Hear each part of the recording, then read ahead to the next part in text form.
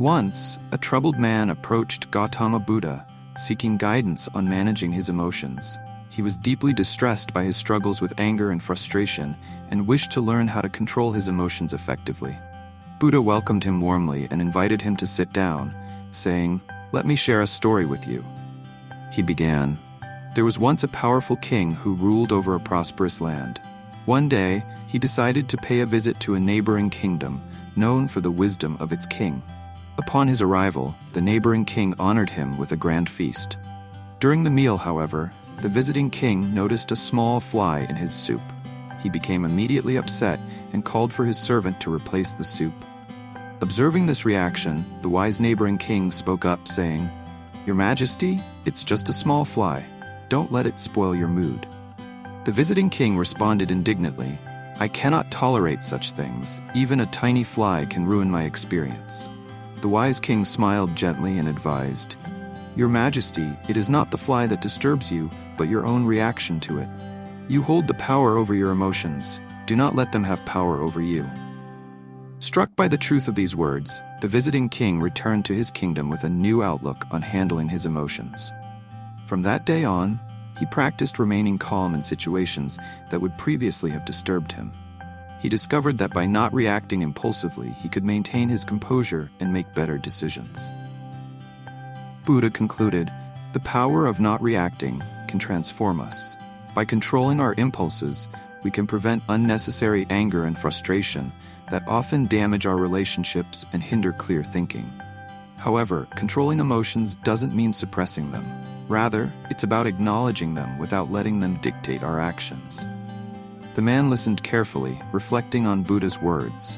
Inspired, he decided to practice self-control, acknowledging his emotions, but choosing how to respond to them. Over time, he found himself calmer and less likely to react impulsively. In another part of the world, a young man named Michael also struggled with managing his emotions. Michael was known for his passionate personality, but his reactions were often intense and impulsive. In challenging situations, he would react with anger or frustration, leading to misunderstandings and hurt feelings among those close to him. One day, realizing the impact of his emotional outbursts, Michael decided he wanted to change. He turned to mindfulness and meditation to help him gain a greater awareness of his feelings and thoughts. These practices enabled him to observe his emotions without becoming controlled by them. As part of his practice, he began working on the art of non-reaction. Whenever Michael felt himself getting upset or irritated, he would pause, take a deep breath, and approach the situation calmly, considering how best to respond. At first, controlling his reactions was challenging, but with patience, Michael began to see improvement. He noticed that when he chose not to respond impulsively, he could handle situations with clarity. This change also strengthened his relationships, as he was now able to communicate more thoughtfully. One day, a friend came to Michael for advice.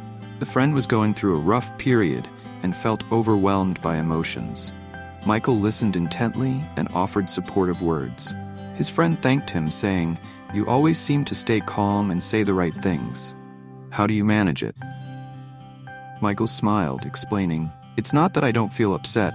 I simply choose not to let my emotions control my actions.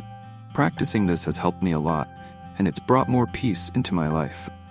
Encouraged, his friend decided to try Michael's advice, seeking to practice patience and non-reaction in his own life. Over time, Michael's consistent calmness and resilience became well known. People admired his ability to handle even the most challenging situations with patience. He continued to practice mindfulness, finding that this inner work brought him a sense of peace and happiness. The practice of not reacting impulsively became a powerful tool for him, enabling a life of greater fulfillment and better relationships. The lessons in these stories, the king who learned not to let a fly ruin his mood, and Michael, who transformed his relationships through self-control, teach us that emotional resilience is within our reach. We often react to circumstances without fully processing them, which can lead to unnecessary conflict. But if we learn to take a step back, allowing ourselves to process situations calmly, we can make better choices.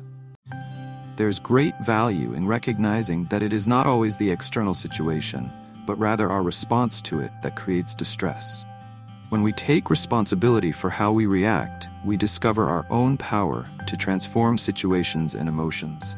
This does not mean suppressing our feelings, but rather giving ourselves time to understand them. Responding thoughtfully rather than reacting impulsively allows us to approach life with wisdom and patience. The journey to emotional mastery is a practice, one that requires patience and persistence.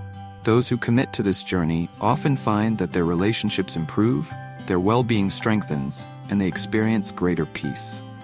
Learning to control one's emotions is a path to greater freedom, and while the path may be long, the rewards are profound. Buddha often taught that holding on to anger is like grasping a hot coal with the intent to throw it at someone else.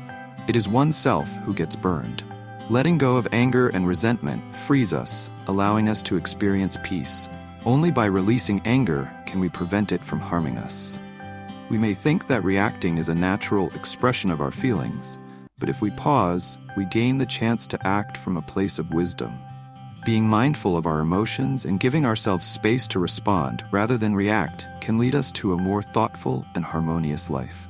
As Buddha also taught, a man who conquers himself is greater than one who conquers thousands on the battlefield. True strength lies in the ability to master one's own mind, not merely external challenges. Embracing mindfulness can help us shift from being led by our emotions to guiding them consciously, creating inner peace that reflects in the world around us. The wise understand that peace cannot be found outside of oneself. It comes from cultivating a calm, stable mind. It is only by letting go of attachment to fleeting emotions and desires that we can attain freedom and happiness. Buddha once said, "Holding on to anger is like drinking poison and expecting the other person to suffer." True peace comes when we release all that weighs us down: anger, anxiety, and attachments. The teachings of Buddha remind us to be mindful of our thoughts as they shape our reality. When we dwell on resentment or frustration, we prolong our suffering. But if we learn to let go, we create space for joy, compassion, and clarity. Embracing the present moment, free from attachment to the past or future, allows us to live more fully and freely. The ultimate lesson is that our thoughts and actions shape our world. We become what we think, and our experiences mirror our state of mind. Thus, if we cultivate peace within, we foster harmony around us. Happiness is not something to seek from outside. It is a byproduct of our own inner growth, a reflection of our thoughts and actions. The mind, like water, is clear when calm. In times of turmoil, our vision becomes clouded, but by cultivating inner peace, we see life's reality more clearly. The wisdom of the past encourages us to pursue what is meaningful and genuine, not merely follow the path of others. We must each find our own way to inner peace and contentment. Buddha advised, "Purity depends on oneself. No one else can purify another." The path to wisdom requires self-awareness and personal responsibility. In the end, what matters is not how we react in the heat of the moment, but how we choose to live our lives with purpose, mindfulness, and compassion. The only true failure is to ignore our inner calling, while success lies in staying true to our highest self. Every moment holds the possibility for us to choose peace over anger, patience over haste, and wisdom over impulse. The path may be challenging, but it leads to a richer, more fulfilling life.